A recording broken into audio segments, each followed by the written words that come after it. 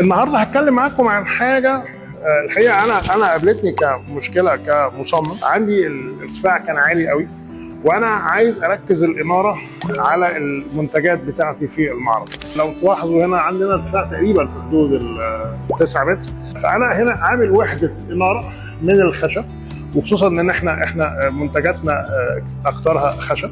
الوايرات الستانلس هي اللي شايله المجسم بتاعي، واقدر هنا اتحكم في السبوت بتاعي، اوجهه. فكره ان اظهره بشكل شكل ملائم للمعرض، لمنتجات المعرض، وفي نفس الوقت الكهرباء بتاعته مش باينه.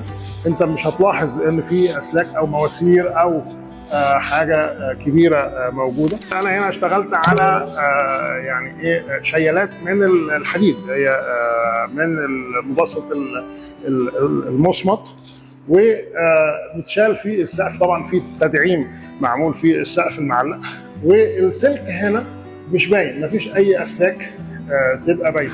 وفي نفس الوقت انا هنا الاناره عندي اقدر اتحكم فيها، اقدر اوديها، اقدر احركها، فاقدر اظهر المنتج بتاعي.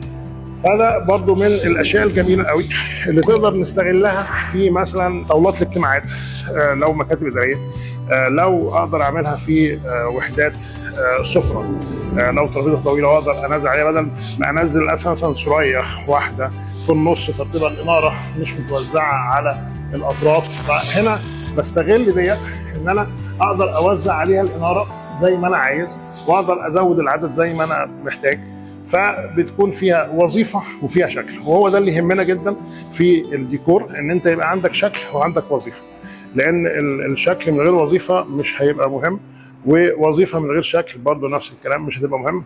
فتابعونا ان شاء الله هتلاقوا الشكل والوظيفه دايما مع بعض.